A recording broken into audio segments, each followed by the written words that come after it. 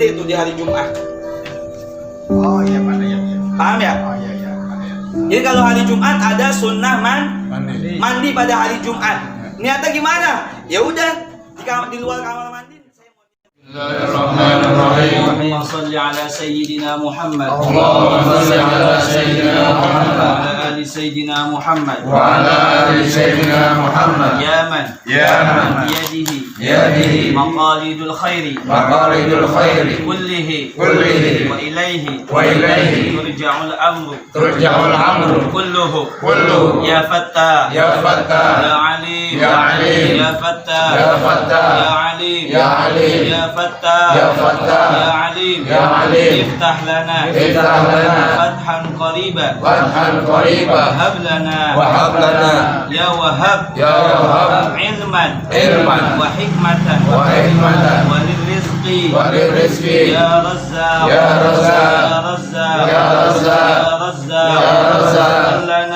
lana sahhilan wa bil ilmi ya alim. Bismillahirrahmanirrahim. Assalamualaikum warahmatullahi wabarakatuh. Waalaikumsalam warahmatullahi wabarakatuh. Allahumma salli wa sallim wa barik ala sayyidina Muhammad wa alihi walhamdulillahi rabbil alamin. Al-qail fi kitabihil azim, a'udzu billahi minasyaitonir rajim, yarfa'illahu alladhina amanu minkum walladhina utul ilma darajat. Wa qala an-nabiy sallallahu alaihi wasallam, talabul ilmi fariidatun ala kulli muslimin. Wa qala aidan, may yuridillaha bihi khairan yufaqqihhu fid din. Wa qala al-ulama ta'allam falaysa al-mar'u yuladu 'aliman wa laysa akhu 'ilmin kaman huwa jahilan. Shadaqallah wa shadaqa Rasulullah sallallahu alaihi wasallam. Hadratal muhtaramin, para guru, para orang tua, para bapak-bapak haji, khususan pengurus Mushola Al-Amanah beserta stafnya Bapak Abdul Rahim, pengurus matras Bapak Haji Sarwani, Ketua Lingkungan Bapak Nasimin, dan semua bapak-bapak yang hadir pada malam hari ini yang tidak saya sebutkan satu persatu, namun tidak mengurangi hormat mahabbat azim saya kepada para jamaah sekalian. Sebelum kita mulai, mari sama-sama kita membaca suratul Fatihah dengan harapan kita mohon kepada Allah, dengan duduknya kita di sini menjadikan wasilah dosa-dosa kita diampuni oleh Allah. Amin. Dosa-dosa orang tua kita, guru-guru kita, semua orang yang telah berjasa kepada kita yang telah meninggal dunia, mudah-mudahan diampuni oleh Allah. Dan selalu mendapat limpahan rahmat nikmat dari Allah. Duduknya kita mudah-mudahan juga menjadi wasilah dosa-dosa kita, keluarga kita, orang tua kita yang masih hidup, guru-guru kita yang masih hidup, semua orang yang telah berjasa kepada kita yang masih hidup, mudah-mudahan hidupnya selalu dibahagiakan oleh Allah. Kita, keluarga kita, anak keturunan kita, semuanya saja mudah-mudahan ditakdirkan Allah selamat di dunia, selamat di akhirat. Punya derajat di dunia, punya derajat di akhirat. Mudah-mudahan barokahnya duduk di majelis ini, kita semua ditakdirkan Allah bisa ziarah Mekah, Madinah. Terakhir yang terpenting, mudah-mudahan duduknya ini menjadikan wasilah Allah mentakdirkan kita ketika meninggal dunia dalam keadaan husnul khatimah. Al-Fatihah. Bismillahirrahmanirrahim.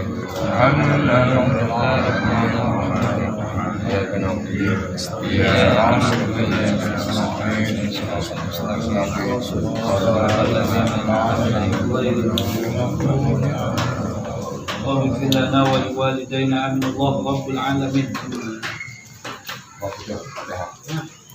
Kita baca Fatihah dulu lagi buat semuanya saja yang peduli pada majelis ini, yang mengirimkan air panasnya, nyiapin air, nyiapin makanan, yang setiap malam Rebo dia peduli datang bebawaan.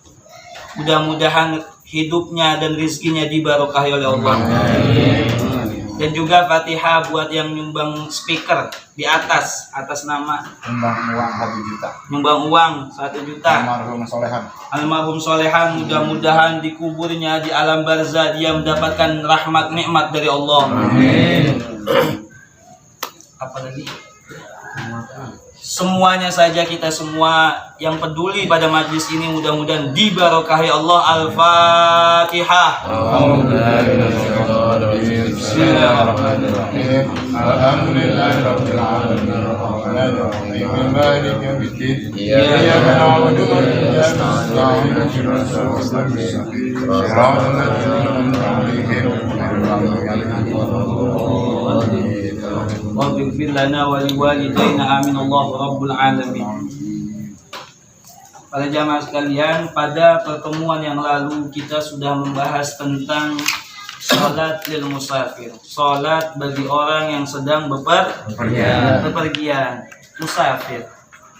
Wa yajuzu lil musafir, dan dibolehkan bagi seorang musafir untuk menjamak salatnya atau mengqashar salatnya. Catatan yang minggu lalu mungkin bisa dilihat. Kita boleh meringkas sholat. Ada berapa syaratnya? 5. Ada berapa syaratnya? 5. Ada 5. Yang pertama, safarnya bukan untuk maksiat. safarnya bukan untuk maksiat. Yang kedua, Jarang minimal 16 parsah. 16 farsah itu gampangnya berapa kilo? 81 kilo atau 89 kilo. Kemudian yang ketiga, sholat yang 4 sholat yang bisa diqashar itu syaratnya harus yang berbilangan 4 rakaat. Kemudian yang keempat, niat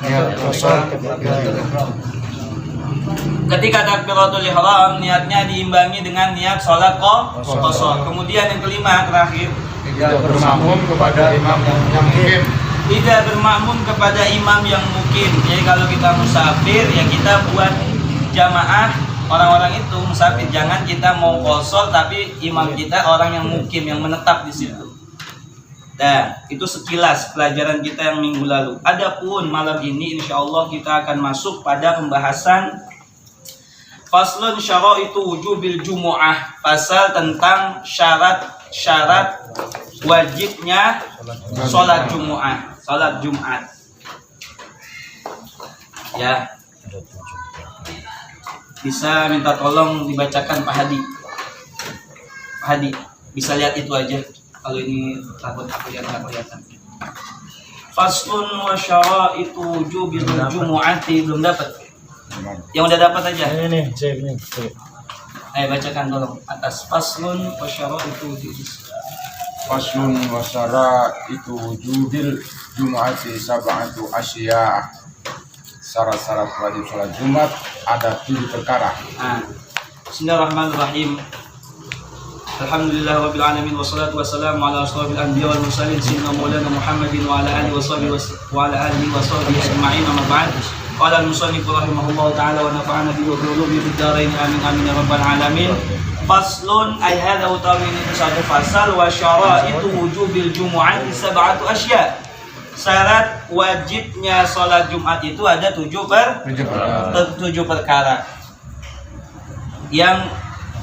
Yang pertama Pak Haji, Al-Islam wal bulugh wal aqlu wal hurriyatu wal dhukuriyatu was sihhatu wal istitatun. wal istiqan.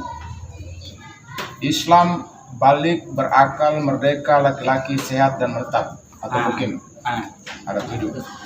Faslun syarat wajibnya sholat Jum'ah itu ada 7.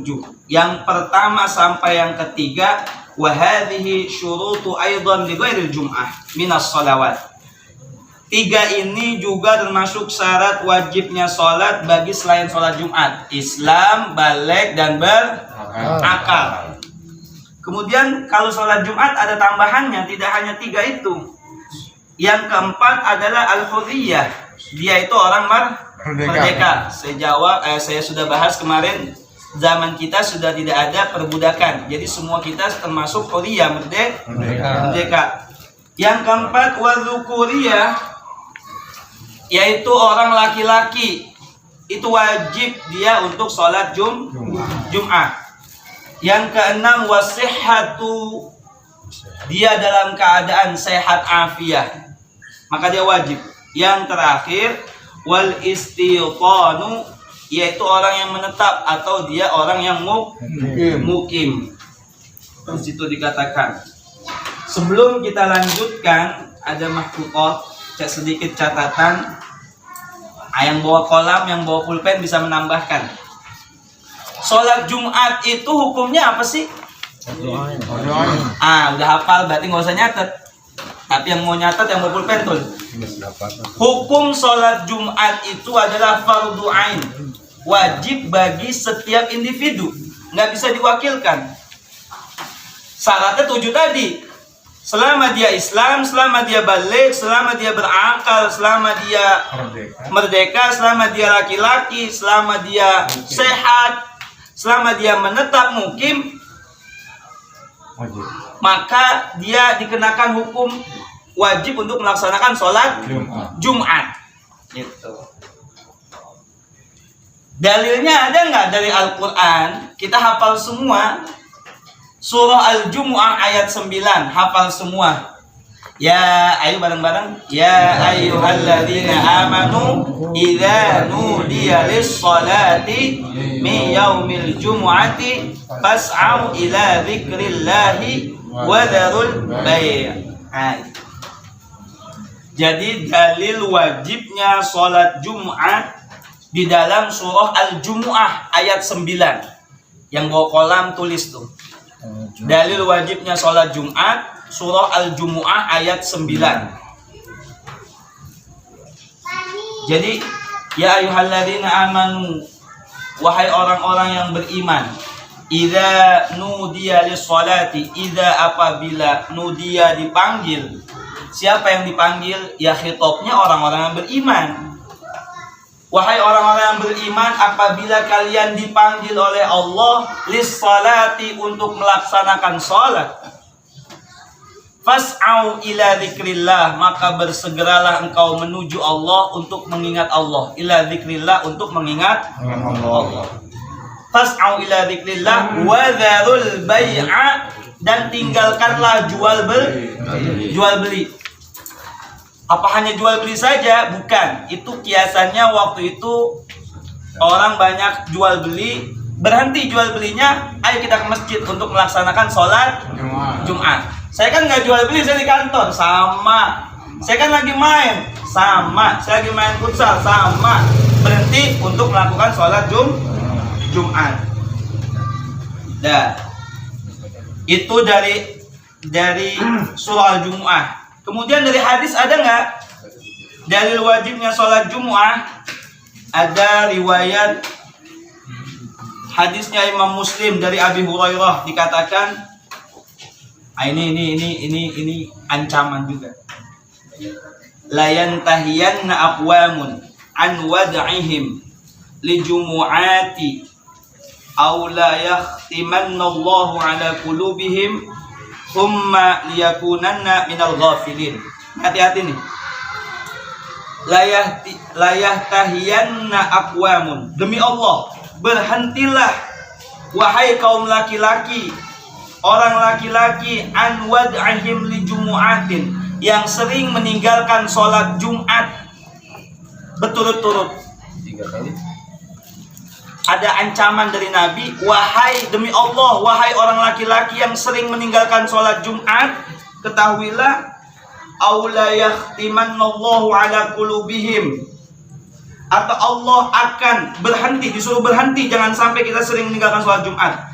Resikonya apa? La yahtimannallahu ala qulubihim, Allah akan mengunci hati kita, hati mereka yang meninggalkan Jumatan itu. Thumma liyakunanna minal ghafilin, kemudian mereka dibikin nyaman, dibikin nyantai dengan meninggalkan sholat Jumat.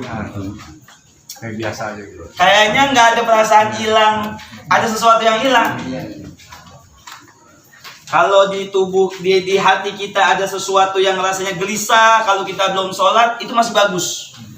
Tapi kalau kita kayaknya biasa aja nggak sholat, ciri-ciri tuh, la yahtimannallahu ala qulubihim, Allah sudah mengunci hati-hati mereka tuh, hati-hati. Yang tahu siapa? Hati kita. Kita nggak boleh nilai orang, nggak boleh ngejudge orang, nggak boleh. Kita sendiri pandangan keras boleh untuk kembali ke diri. Nah itu. Ada lagi dari hadis, dari riwayat Imam An-Nasai dari Hafsah. Hafsah itu anak daripada Sayyidina Umar yang dinikahi oleh Rasulullah sallallahu alaihi wasallam. Apa? Rawahul jumu'ati wajibun. Perginya kita untuk menunaikan sholat Jumat itu hukumnya wajib ala kulli muhtalimin, atas setiap orang yang sudah ihtilam. Artinya orang-orang yang sudah balik. Kita semua yang ada di sini sudah kena khitab. Khitab apa? Khitab itu orang yang diajak bicara oleh Allah. Ini kita nih khitabnya Allah, udah wajib untuk sholat Jumat.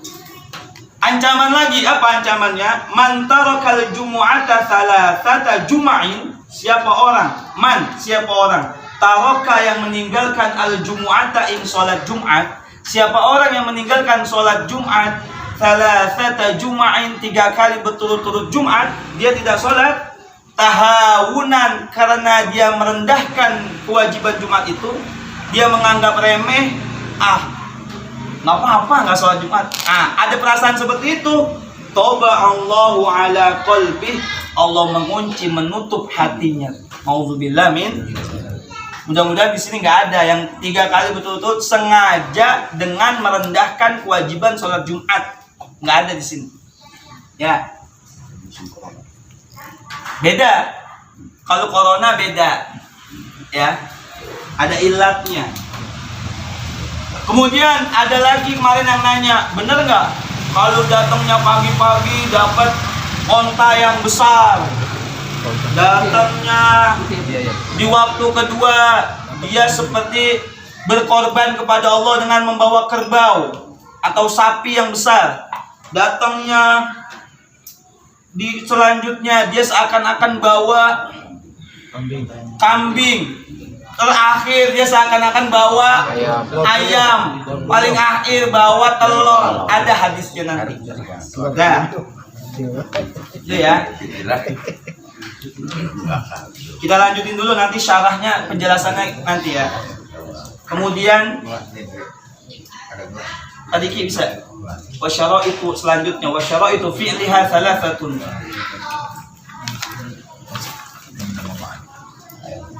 Wasyaraitu fi'liha salasatun an takuna baladu misran au qaryatan wa au yakuna adadu arba'ina min ahli jumu'atin wa an yakuna waqtu baqiyan fa in harajal waqtu au yuqimat syurutu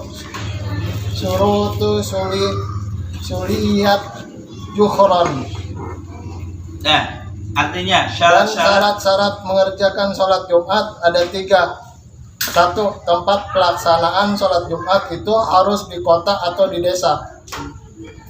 2. Jumlah orang yang sholat Jumat minimal 40 orang ahli Jumat. 3. Tetap berada pada waktunya. Apabila sudah keluar dari waktunya atau tak terpenuhinya syarat, maka ganti melaksanakan sholat zuhur. Syarat Jumatan itu yang pertama dilaksanakan di suatu kota atau di suatu desa. Ini paham semua, mafhum, bisa dipahami semua. Jadi di tempat kita di Ciganjur atau di Kerukut atau di Grogol atau di mana-mana tempat boleh melaksanakan sholat Jumu'ah. Dan sholat Jum'ah di masjid jami'. Apa? Masjid jami'. Masjid jami' itu masjid yang digunakan 5 waktu berjamaah. Maka kalau ada masjid sudah dipakai sholat Jumat, tapi ada salah satu waktu saja yang jebol, tanggung jawabnya gede tuh. Maka masjid itu kalau sudah berani ngelakuin sholat Jumat, maka masjid itu setiap waktu harus ada jamaah. Paham ya? Ada yang usul, tempat kita kenapa nggak jadi masjid aja? Nanti dulu. kalau tempat ini dijadikan pesantren, itu namanya taroji saya, harapan saya. Jadi saya mengingat tempat ini adalah mamba itu sumber ilmu, walaupun ilmu alif-alifan. Jadi saya mengingat tempat ini adalah mamba itu sumber ilmu, walaupun ilmu alif-alifan. Salah nggak kalau kita berharap di tempat ini ada pondok pesantren nanti? Maka saya mohon doa, mudah-mudahan Allah yang maha mengijabah itu. Entah yang nanti buat pesantren anak keturunan kita atau cucu kita ada yang buat pesantren di sini, mudah-mudahan Allah kabulkan itu. Gitu. Nah, terus sekedar sholat Jum'ah di suatu kota atau di suatu desa. Yang kedua, jumlah orang yang sholat Jum'ah minimal 4 orang, 40 orang. Oh, langsung nengok, saya ngomong 4 orang malah nengok. Itulah kita. 40 orang ahli Jum'ah yang mukim, yang menetap, bukan yang musafir. Saya pernah tugas di Al-Ihsan itu, saya ceritain udah. Tugas Jum'ah, pengumuman kalau nanti sudah zohor tapi jamaahnya belum ada 40, kita sholat zohor. Saya kan waktu itu khotib tuh, ketar-ketir dalam hati, ya kalau begini gue gak datang mendingan dah. Tapi ternyata alhamdulillah jamaahnya lebih dari 4, akhirnya sah sholat Jum'ah 40. Saya pernah mendapati kasus KKN waktu kuliah itu kan, sebelum keluar kita KKN 1 bulan di kampung perbatasan Gresik Lamongan, ada nama desa Babatan. Masuk ke dalam ada desa Jatisari. Jatisari itu penduduknya kebanyakan janda. Oh, saya ngomong janda pada melotot. Di situ kebanyakan janda, yang laki-lakinya sedikit. Tapi di situ pengen sholat Jumat. Gimana? Emang udah biasa sholat Jumat? Udah biasa di sini. Ya udah. Waktu itu saya diminta untuk imam. Saya pakai pendapat yang membolehkan. Tapi kita di sini ikuti pendapat yang 40 orang. Jadi waktu itu sholat Jum'ahnya kurang dari 40. Karena kalau kita mau ke masjid jauhnya luar biasa tuh. Jauhnya luar biasa. Udah mana jalannya, namanya di desa ya. Kita kan KKN di tempat pelosok. Pelosok pedalaman. Jalannya jauh, mau ke masjid depan, masjid center, masjid jaminya jauh. Kebetulan orang-orangnya sedikit, yang laki-laki, kebanyakan ibu-ibu janda semua. Saya betah juga di situ ngajar. Amin. Itu kurang dari 40 ada yang membolehkan. Nanti di fikih wahbah itu muqaranah. Yang penting kita pakai dasarnya itu dulu tuh, tarik 40 orang, gitu ya. Jadi kalau mau sholat Jum'ah syaratnya salah satunya harus ada 40 orang yang menetap ahlul Jum'ah. Syaratnya tadi tuh, salah satunya balik. Anak kecil jangan dihitung. Belum balik. Nah, yang terakhir tetap berada pada waktunya. Wa ayyakunal waktu baqiyan. Waktunya masih ada. Wa in udimatis syurut, kalau waktunya udah mau habis, nggak terpenuhi syarat itu, suliyat az-zuhra, maka kita diperintahkan untuk sholat zohor. Nunggu nih waktu zohor, orang nggak ada yang datang nih sampai 40. Ya udah sholatnya sholat zohor. Jangan kita ngelakuin sholat Jumat. Terus jam berapa ini? 10:30. Cepet banget udah. Bang Coim, tolong Bang Coim. Faraiduha salasatun.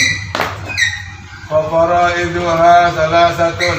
Khutbatani yakumu fihima wa yajlisu bainahuma wa an tusalli rak'ataini fi jama'atin. Fardu atau syarat sah salat Jum'ah itu ada 3. Pertama, 2 khutbah. Yang kedua, berdiri di antara keduanya dan duduk di antara keduanya, dan yang ketiga sholat 2 rakaat secara berjamaah. Jadi kalau fardu musonif, pengarang kitab ini menggunakan kalimat fardu, namun ada footnote-nya dikatakan di bawahnya itu lebih maksud fardu di sini adalah syarat sahnya. Syarat sahnya sholat Jumat itu ada 3. Yang pertama ada 2 khutbah. Jadi kalau sholat Jumat harus ada khutbah. Khutbahnya 2 khutbah itu. Yang kedua berdiri di antara keduanya dan duduk di antara keduanya. Nah yang kedua ini. Malaikat sholat Nabi alaihi wasallam taslima. Si Bilal ngasih tongkat biasanya ke si khotib. Si khotib masuk ke mimbar. Ini misalnya bapak-bapak ada yang khotbah nih besok, pegang ngomong Assalamualaikum warahmatullahi wabarakatuh. Duduk untuk apa? Untuk azan kedua. Kalau saya udah biasa di sholat tempat kita biasa azan 2 kali tuh langsung, tapi waktu saya ngimam tugas di Yonzikon Abri tuh gantiin Haji Yakub, di sini saya nanya, azannya sekali apa 2 kali? Azannya cuma sekali. Maka kita kudu sering kalau petugas tuh kudu nanya di situ. Azan sekali apa 2 kali? Kalau azan sekali berarti langsung salam, langsung alhamdulillah, innalhamdulillah, sholawat dan segala macam. Nanti di pertengahan khutbah itu sebelum ditutup ada barakallahu li walakum. Duduknya kita di situ tuh itu termasuk syarat sahnya Jumat. Jadi khutbah 2, khutbah pertama dia berdiri, khutbah di antara 2 khutbah dia duduk. Nah ketahuilah bahwasanya di situ ada waktu yang mustajab, doa kita langsung naik. Salah satu doa yang mustajab di antara 2 khutbah. Salah satunya karena pembahasan kita ini ya salah satu saya sampaikan itu. Jadi ketika barakallahu li wa lakum fil Qur'anil Karim wa nafa'ani wa iyyakum bima fihi min ayati wa dzikril hakim. Aqulu qouli hadza dan seterusnya itu. Imam duduk, kita doa tuh. Jangan lepas tangan, doa. Ya Allah Innova ya Allah. Ya Allah mobil saya balikin. Fortuner Allah mau Fortuner. Nggak apa-apa. Yang masih belum punya bini, ya Allah bini ya Allah. Jangan nambah. Belum kuat. Tanya sama yang udah pengalaman tuh. 30 juta dapat giniannya doang. Ya.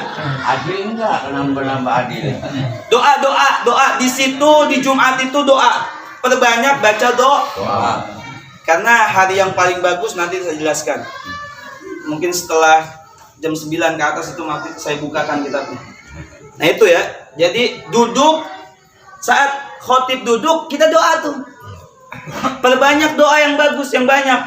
Jangan bercanda sama yang sebelahnya. Kalau orang tua enggak, anak-anak muda nih. Jangan bercanda, senggol-senggol, ngobrol, foto-moto. Bilal punya salawat itu. Di situ Bilal, Allahumma sholli ala sayyidina Muhammad wa ala ali sayyidina Muhammad. Itu untuk biqadri, untuk ukuran duduknya khotib kita pakai untuk doa. Saya doa selalu pakai bahasa Indonesia, saya banyak doa saya selalu bahasa Indonesia. Salah satunya Allahumma ya Allah sehatkan istri dan anak saya. Salah satunya itu. Sehat afiakan istri dan anak saya. Bapak juga begitu ya Allah. Sehat afiakan istri dan anak saya. 3 istrinya. Istrinya banyak. Dan tuh.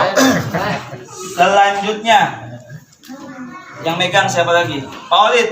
Kebaca nggak? Oh, baca banget. Ayo. Wahai atuha. Wahai atuha arba'u khisalinil wus'alu watan zil ful jasadi walau susai'a walau saibul bidul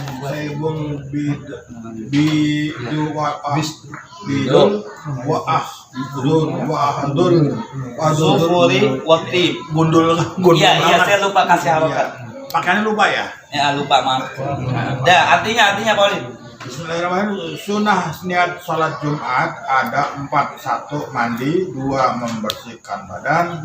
3. Memakai pakaian putih atau putih. 4. Memotong kuku dan memakai wangian.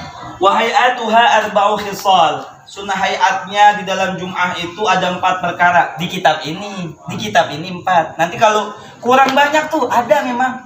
Cuma kita lagi kaji kitab takrib. Di sini jelaskan hanya ada 4. Yang pertama, al-ghuslu, mandi. Kalau bisa Jumatan itu ada mandi sunnah Jumat. Mandinya seperti orang yang mandi janabah. Kalau kita mandi junub kan cakep banget. Dari kepala pelan-pelan, rata semua, telinga, hidung, mata, mulut, semua kita airin pelan-pelan 3 kali. Orang yang mandinya seperti itu dapat pahala gede tuh di hari Jumat. Oh iya, pandai ya. Paham ya? Oh iya, pandai ya. Jadi kalau hari Jumat ada sunnah mandi pada hari Jumat. Niatnya gimana? Ya udah di luar kamar mandi, saya mau niat mandi Jumat. Mandi sunnah hari Jumat. Kita benar-benar membersih badan kita tuh. Yang kedua, membersihkan badan. Isyarahnya dijelaskan.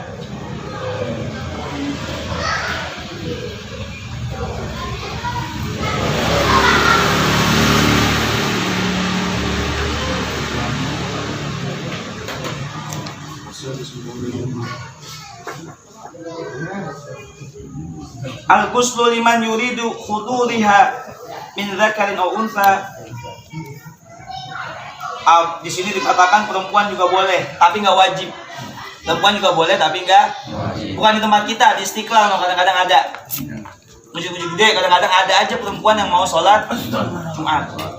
Cuma nggak wajib. Wa tsani tanziful jasad bi izalati rihil karih. Membersihkan badan kita bi izalati rihil karih, menghilangkan bau yang tidak menyenangkan, bau yang kagak enak yang ada di tubuh kita. Kita bukan Nabi Muhammad. Nabi Muhammad itu keringatnya aja wanginya lebih wangi dari kasturi. Keringat kita wanginya kayak apa? Yang tahu kita sama bini kita tuh. Jadi pahit. Dulu saya pernah, dulu waktu saya masih kerja di Kemang, waktu masih jadi tukang cuci piring, saya dibilangin sama Bang Sueb, saya masih ingat tuh, dia tukang masak, badan lu bau banget, nggak enak. Wah, satu sisi omongannya tajam banget, tapi satu sisi bener itu buat kita. Langsung saya beli Rexona tuh. Setelah itu saya mulai berjaga badan, ngebersih badan lah pokoknya. Langsung ngomong tuh dia, badan lu baunya nggak enak banget begitu. Wah, mantep juga nih omongan. Langsung bebersih. Jadi nggak pernah lepas tuh bebersih. Lah, logikanya kita kalau mau analogi ya. Kalau kita mau hubungan, maaf, ini saya sampaikan ilmu nih, bukan tanda petik jorok ya. Kita mau hubungan sama bini kita. Kalau salah satu di antara kita ada yang badan yang bau nggak enak, jadi nggak? Enggak. Jadi nggak? Jadi wah rakus tuh. Jadi man anaknya belangsa. Serabak serubuk aja. Pulang nonton layar tancap, kagak sholat, kagak wudhu, men serabak serubuk. Anaknya begitu jadinya. Ada ngelawan sama orang tuanya. Salah satunya itu analogi. Kenapa saya menganalogikan ke situ? Kalau ke situ nyambung semua otak. Tapi coba gampangnya gini dah. Pak RT dapat undangan dari atasannya, siapa? Camat atau siapa? Bupati. Kira-kira dia dari rumah mandi pakai pakaian yang bagus, badannya dibersihin, ngadep, atau dia biasa aja dalam keadaan badan kotor masih bau langsung ngadep. Kira-kira Pak RT gimana? Ngebersihin dulu kan badannya. Sama kita menghadap Allah begitu. Ketika kita mau sholat Jumat, badan rapin dulu, mandi dulu yang bagus. Itu mandi dulu, ilangin dulu bau-bau yang nggak enak. Tukang rokok sebelum berangkat gigit dulu dong. Sampai masjid nyambung lagi. Tang malaikat gue cekek juga lu. Tang malaikat. Boleh. Satu lagi. Bapak, rokok sehari berapa duit? 20.000. Nih 20, 30 misalnya rokok. Lah Jumatan berapa duit yang kita bawa? Jangan dijawab. Yang jawab hatinya. Udah belum? Udah dijawab? Kotak lewat. Dia wiridan. Subhanallah, subhanallah, subhanallah, subhanallah, subhanallah. Kotak makin dekat. Astagfirullah, astagfirullah, astagfirullah, astagfirullah. Matanya merem. Sengaja, maksudnya biar kotak lewat. Begitu kotak lewat, alhamdulillah, alhamdulillah, alhamdulillah, alhamdulillah. Tuh wiridannya orang pelit. Paham ya? Ada lagi yang udah niat banget dari rumah ngantongin, mah ada duit mah, cari. Yang 2.000 yang diambil, set. Yang 10, 20, 50 ditinggal. Padahal dia beli rokok sehari 20.000, sapu jagat 16.000, kopos 26.000, bisa kebeli. Ngapa giliran Jumatan dia bawa 2.000? Umat Islam bukan miskin, pelit. Saya katakan umat Islam bukan miskin tapi itu contoh. Sekarang saya tanya, saya nggak mau tahu jawaban dari mulut bapak tukang bohong sama mulut saya. Maka yang menjawab hati. Kalau jawabannya 2.000 yang kita bawa Jumat besok minimal harga rokok jangan 50.000 ngenesnya 3 bulan. Masukin nih amplop, masukin kotak. Ya 50.000 salah 3 bulan dipikirin. Kita dah masukin nih 20.000. Kalau 20.000 sejumat ada berapa ratus orang, misalnya uang amal 8 juta, khotib 1 juta, imam 1 juta. Tuh kalau khotib sama imam 1 juta dari subuh udah pada datang. Udah pada datang dia. Ya khotib nggak dipikirin, imam nggak dipikirin, tuh umat Islam tuh buat kita. Kita ini pelit. Udah nggak usah pakai ngebantai, emang ayatnya ada. Idza mannahul khairu manu'a wa idza mannahu syarru jazu'a. Kalau kita dapat nikmat dari Allah manu'a, seakan-akan kita menahan, nggak mau ngeluarin. Idza mannahu syarru, kalau dikasih kejelekan jazu'a, ngeluh. Nah, itu manusia. Saya pernah cerita waktu ngaji, masih ingat nggak? Saya di daerah UI Kelapa 2 itu waktu saya masih ngojek. Sholat mampir, pulang sholat udah niat nih 2.000 mau ngasih apa? Parkir. Tukang parkirnya ke sono, kesempatan buat saya, nggak bayar. Lihat, niat saya mau ngeluarin 2.000 buat bayar tukang parkir. Tapi kesempatan buat saya, karena dia jauh, saya jalan aja udah. Ban saya bukan pecah, sobek itu kena beling, ganti ban berapa duit? Berapa ratus ribu. Di situ saya berpikir, Allah caranya kayak begitu tuh negor. Bahasa kasarnya, lu kan bisa sedekah 2.000 tadi ke tukang parkir, ngapa lu ambil lagi? Hati lu udah dicatat. Kita orang mukmin ketika niat baik dicatat, walaupun belum tapi ketika kita udah niat baik kita ambil lagi, kita pakai buat diri kita, nafsu tuh toma. Paham ya? Itu hati-hati. Jangan sampai gara-gara duit 2.000 keluarnya 200.000. Itu kenyataan, kisah nyata saya. Apalagi bau. Dan tuh yang kedua, bebersih badan. Yang ketiga, walubsus thiyabul bid, pakai pakaian warna putih. Saya nggak punya baju putih, boleh yang lain. Cuma ini sunnahnya, hayatnya yang bagus pakai baju putih. Boleh nggak pakai gamis? Boleh. Apalagi yang kainnya tukang rokok pada bolong, boleh. Pakai gamis bagus, cakep. Pakai baju putih-putih. Wa akhdhu zufri wa tib. Kalau kukunya saat itu panjang, potong. Paginya kalau kukunya panjang potong. Tip minyak wangian tuh yang biasa pakai minyak wangi Pak Ujang. Kalau saya salaman sama Pak Ujang, itu sampai rumah masih wangi. Ini salah satu sunnah Rasulullah, wangian. Tuh, salah satu sunnahnya Rasulullah, senang sama wangi-wangian. Lo bawa lah gitu. Pakai wangian, tapi kalau bisa jangan yang karena khilaf, berbeda ulama, beda pendapat. Untuk lebih aman jangan pakai minyak alkohol. Kalau mau Jumatan, mau sholat wajib pakai minyak yang biasa tuh. Ya paham ya maksudnya ya. Dah 10:30 nih. Memotong kuku sama ketiak ya. Kumis, kumis ada di sini. Diapain? Dirapiin. Cakepin gitu. Cabutin kumis. Iya, diserpot. Dirapiin. Nah, itu. Terakhir, tolong bacain Siapa yang belum baca? Bang Fatul. Bang Fatul. Udah nyali.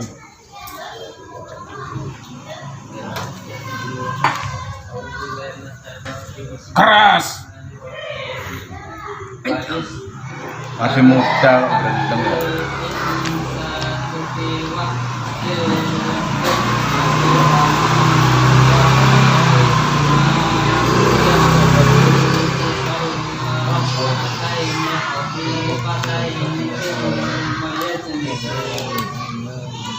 Disunahkan untuk diam dan memperhatikan ketika berlangsungnya khutbah.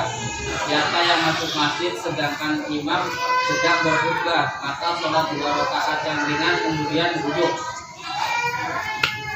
Nah, sunnahnya salah satunya adalah ansit, diam. Ya. Disunahkan untuk diam dan memperhatikan ketika berlangsung khutbah. Ini udah tahu semua. Ansitu wala tatakallamu indal khutbah, diam, jangan ngomong-ngomong ketika khutbah. Faman lagu gimana Bang Jam, saya lupa.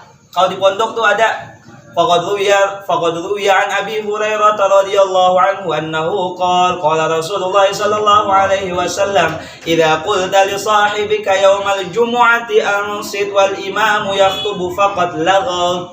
Kalau kita ngomong imam sudah khutbah, faman lagha fala jum'atalah, kalau orang yang melampaui batas tidak ada pahala Jumat baginya.